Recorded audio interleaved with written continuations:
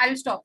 ठीक है, अभी जो मैं आपको ये वाला फॉर्मूला बता रही हूँ, दिस स्ट्रेंथ ऑफ कॉलम वाला फॉर्मूला, ये है आपका एज पर 1984, ये वाला फॉर्मूला। अब मैं आपको एक और चीज बताती हूँ, ये फॉर्मूला आपको बहुत रेयर यूज करना होगा। क्यों? क्योंकि ये जो एफएसी की वैल्यू है ना, इसके लिए 1984 में टेबल बना हुआ है, इनकी वैल्यूज कैलकुलेट करके दी हुई है। बट आपको कभी कभी पूछा जा सकता है कि व्हाट इज एफएसी। एफएसी क्या होता है? देखो, जब हमें कंप्रेसिव मेंबर के ऊपर जो भी कंप्रेसिव फोर्स लग रही है, जब हमें वो फोर्स मतलब बेसिकली वो लोड निकालना है कि किसके लिए हम उसको डिजाइन कर रहे हैं, बेस स्ट्रेंथ निकालनी है। आपको पता है कि हमारा स्ट्रेंथ का फॉर्मूला क्या होता है? ठीक है, आपको पता है कि stress equals to load upon area. हमें ये वाला लोड निकालना है जिसपे वो क्या करता है, फेल। तो आप क्या करते हो, स्ट्रेस इनटू एरिया। अब ये एफ ए सी, ये वही परमिसिबल स्ट्रेस है किसमें, कंप्रेसिव के अंदर। एरिया आपको पता है, आपको इफेक्टिव क्रॉस सेक्शनल एरिया लगाना है, ठीक है, निकालना है एमएम स्क्वायर में आप निकालोगे। आपको एफएसी पता है एमपीए में। अब बात क्या है कि हमें एफएसी जो निकालना है वो किन किन फैक्टर्स पे हमारा डिपेंड होगा, कैसे निकालेंगे। तो आईएस 1984 में मर्चेंट रैंकर फॉर्मूला था। ठीक है, अब मैं आपको एक और चीज बता दूं, बेटर होगा इसको दिमाग में याद ही रख लेना इस फॉर्मूला को। क्यों? क्योंकि कई बार आपसे 1 मार्क में या फिर वो जो आपके 2 नंबर या कुछ उसमें अगर क्वेश्चन आता है, आपसे ये डायरेक्ट फॉर्मूला पूछा जा सकता है कि मर्चेंट रैंकर फॉर्मूला के हिसाब से जो ये हमारी परमिसिबल स्ट्रेसेस हैं उसका फॉर्मूला क्या होता है, तो आपसे पूछा जा सकता है। तो इसका फॉर्मूला क्या था, 0.6 FCC FY raise to the power n, FY raise to the power n, और बाद में बाहर में क्या है, 1/n। अब ये आपको ये ध्यान रखना है कि ये वाला जो एफएसी का फॉर्मूला है, ये परमिसिबल स्ट्रेसेस का, ये किसके हिसाब से, आईएस 800 1984 के हिसाब से। अब इसमें एफएसी तो क्या हो गई, हमारी परमिसिबल स्ट्रेसेस हो गई। ठीक है, एफ वाई आपको पता है क्या होती है, यील्ड स्ट्रेसेस होती हैं, जिसपे हमारा जो स्टील होता है यील्ड करना शुरू होता है। ठीक है, और एफसीसी क्या है, एफसीसी जो हमारा होता है इसको बोलते हैं elastic critical stress in compression. ठीक है, ये किसके बराबर होता है, pi square into E by lambda square. ठीक है, pi square E by lambda square, और ये लैम्डा किसके बराबर हो गया हमारा, KL बाय गामा स्क्वायर। ठीक है, आपको पता है ये क्या है आप लोगों का, इसको आर, कई जगह पे आर से भी ऐसे डिनोट किया, कई जगह गामा से होगा। अब ये आप देखना, ये क्या होगा, मिनिमम रेडियस ऑफ गायरेशन है ये आपका। KL क्या है, आपकी इफेक्टिव लेंथ है कंप्रेशन मेंबर के अंदर। ठीक है, ये तो अब आपको, आई होप अब आप सब प्रिपेयर करके आपने पेपर दिया था तो आपको पता होगा के क्या था। कौन बताएगा क्या था के?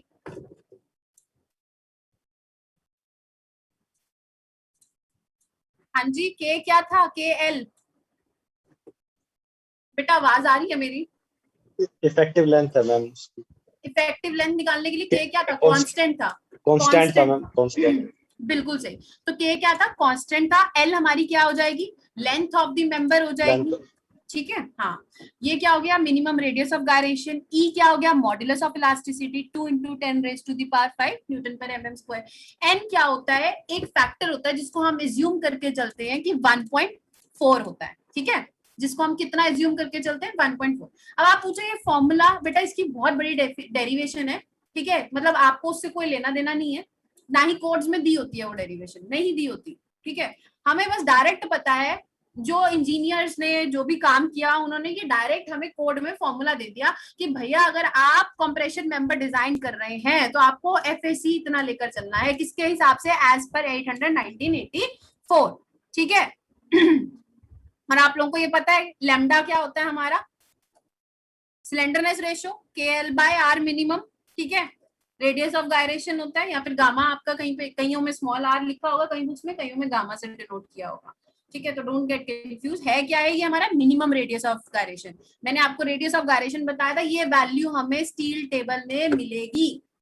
ठीक है, ये radius RXX RYY, for example अगर मैं इस मेंबर की बात करूं, ठीक है, अनसिमेट्रिकल मेंबर है, तो इसके क्या होगा, एक्स एक्सिस होगी, इसकी वाई एक्सिस होगी, देन इसकी एक यू एक्सिस भी होगी, वी एक्सिस भी होगी। ठीक है, तो उसके हिसाब से आपको चारों की चारों रेडियस ऑफ गायरेशन आपको दिया होगा, उस हिसाब से जो मिनिमम वैल्यू होगी हमें वो पिक करनी रहेगी।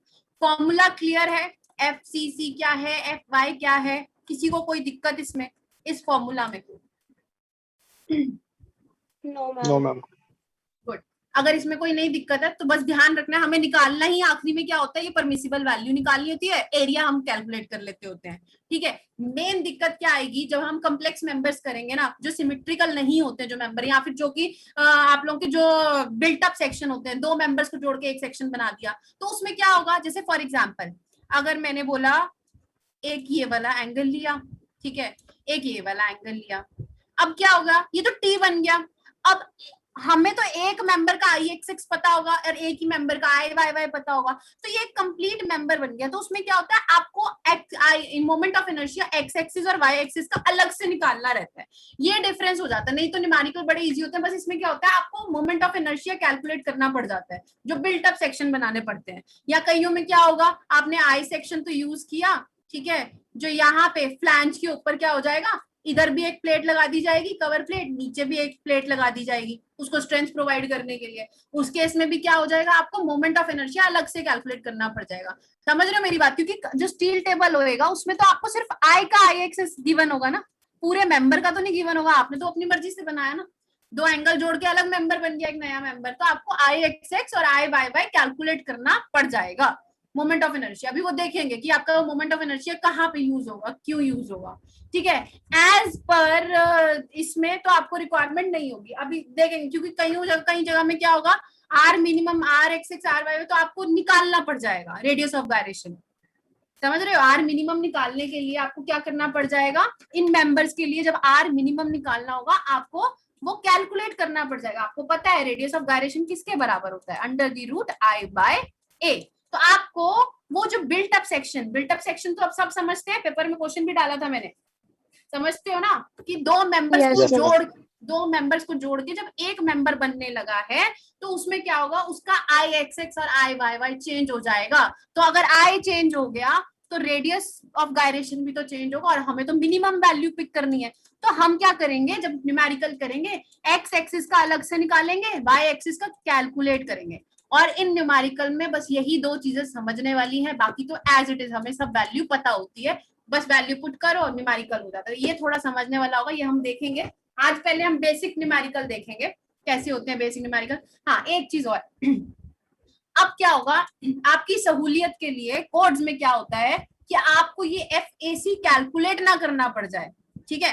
तो कुछ केसेस में कुछ क्राइटेरियाज होते हैं, हमें FAC डायरेक्ट गिवन होता है, ठीक है। मैं अभी आपको दिखाती हूँ कैसे गिवन होगा, टेबल बना हुआ है कोड के अंदर, अभी आपको दिखाते हैं।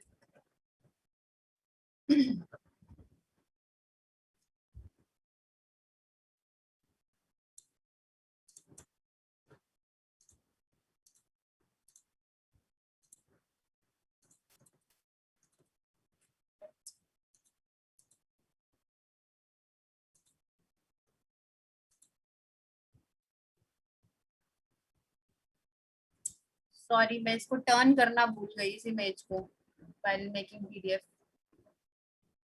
पीडीएफ में रोटेशन हो सकती है? Yes ma'am. मेरे को स्क्रीन पे ऑप्शन नहीं दिख रहा, वेट। मैम माउस से करो, राइट क्लिक करो, rotate clockwise. Thank you, I wasn't aware of. हाँ, नाउ सी, आपको ये दिख रहा है, ये FAC है, permissible stresses FAC in axial compression for steel with various yield stresses. अब क्या है कोड के अंदर, अगर आपको 1984 वाला कोड होगा उसमें 5.51 क्लॉज में जाना, आपको क्या करना रहेगा, अगेन लेमडा कैलकुलेट तो करना ही रहेगा, मतलब लेमडा तो हमें निकालना है। लेमडा मिनिमम मतलब क्या होता है हमारा, slenderness ratio, lambda slenderness ratio तो निकालनी रहेगी। जब आपने न्यूमेरिकल में सिलेंडरनेस रेशो निकाल ली और आपको ये पता है कि आप कौन सा ग्रेड का स्टील यूज कर रहे हो, फॉर एग्जांपल हम तो 250 यील्ड वाला अगर यूज कर रहे हैं, तो आपको यहाँ पे रेडियस ऑफ गायरेशन अपना कैलकुलेट करना। मान लो अगर 40 है तो मेरा रेडियस ऑफ ये FAC कितना हो जाएगा, 139 इसके हिसाब से स्टील के। अगर मान लो 260 यील्ड स्ट्रेसेस है तो 145 हो जाएगा। अब अगर मैं बोलूं कि 40 और 50 के बीच में है, तो आपकी जो भी वैल्यू, फॉर एग्जांपल अगर मैं बोलूं कि 45 के लिए निकालना है, आपको इंटरपोलेट करना रहेगा, क्या करना रहेगा, इंटरपोलेट। इंटरपोलेशन याद है कैसे करते थे? Yes, ma'am. ठीक Yes. है, आरसीसी में भी सिखाई थी, कोई बात नहीं, अभी न्यूमेरिकल करेंगे तो मैं दोबारा बता दूंगी। ठीक है, तो आपको इस टेबल के बीच में ये वैल्यू क्या करनी रहेगी, इंटरपोलेट करनी रहेगी फॉर FAC। क्लियर मैंने क्या बोला? मतलब अगर आपको वो फॉर्मूला यूज करने की जरूरत नहीं है, डायरेक्ट अपना रेडियस ऑफ गायरेशन निकालो और FY पता होगा आपको कौन सा है, उसके हिसाब से आपका FAC आ जाएगा। FAC आ गया, परमिसिबल स्ट्रेसेस आ गई, तो अल्टीमेटली हम लोग स्ट्रेंथ तो निकाल ही लेंगे। एरिया कैलकुलेट कर लो, FAC इंटू ए तो करना है, परमिसिबल स्ट्रेसेस इंटू एरिया ही तो करना है, निकालनी है। जब स्ट्रेंथ निकालने वाले क्वेश्चन आएंगे तो ऐसे सिंपल स्ट्रेंथ निकल जाएगी। तो अगर टेबल की अवेलेबिलिटी नहीं है तो वो फॉर्मूला यूज करो, या फिर अगर क्वेश्चन में ये गिवन है कि what is the formula merchant ranker वाला अगर पूछ लिया जाता है 2 नंबर में, तो आपको सिर्फ फॉर्मूला लिखना है। ठीक है, बट अगर न्यूमेरिकल आ जाता है तो आप अनलेस एंड अनटिल ये नहीं गिवन कि आपको FAC कैलकुलेट करना है बाय फॉर्मूला, तब तक आपको यूज करने की जरूरत नहीं है, सीधा ये टेबल से वैल्यू पिक कर सकते हो। क्लियर है? और ये टेबल कोड में है, अगर आपको 84 वाला कोड मिलेगा तो 5.51 वाला। यहां तक क्लियर? मैंने क्या Yes. बोला, अगर ये समझ आया ना क्या बोला मैंने कि ये है क्या है, यहां तक डाउट मत रखना, नहीं तो न्यूमेरिकल में दिक्कत होगी। चलो ये समझ आ गया।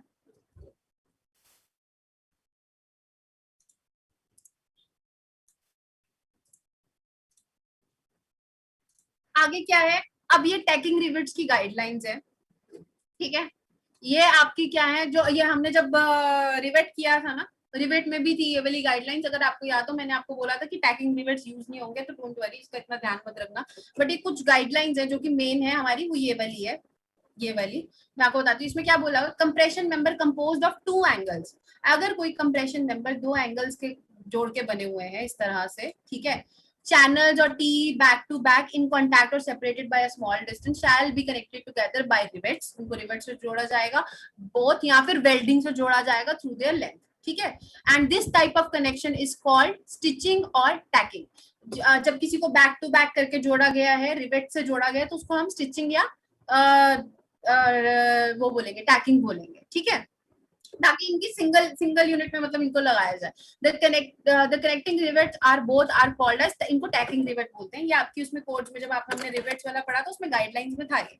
ठीक है, और क्या था, the tacking rivet shall be at a pitch. ये कितनी पिच पे होना चाहिए, जो कि 600 mm से ज्यादा नहीं होनी चाहिए, so that minimum slenderness ratio, जो ये वाली KL/γ minimum of each member और component between the connection is not, जो ये वाली वैल्यू है इससे ज्यादा नहीं होनी चाहिए, 40 या फिर 0.6 times the most favourable slenderness ratio. ठीक है, मतलब गामा मिनिमम वाली जो होगी उसको 0.6 टाइम कर देना, उससे ज्यादा नहीं होना चाहिए हमारी ये वैल्यू।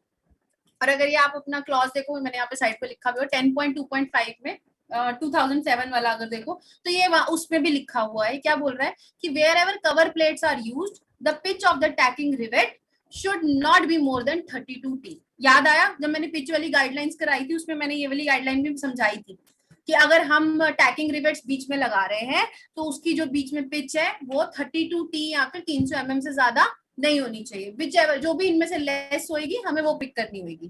ठीक है, और where plates are exposed to weather pitch should not, जहां पे वेदर कंडीशंस को ज्यादा एक्सपोज होगा तो उसमें 16 T या फिर 200 mm, इन दोनों में से जो लेस होगी वो वैल्यू पिक करनी है। अब अगर मैं डाया ऑफ रिवेट्स की बात करूं, ठीक है, उसमें क्या करना है, the dia after tacking rivets shall not be less than 16 mm, इससे कम नहीं होना चाहिए for members up to 10 mm thickness के लिए, 20 mm डाया ऑफ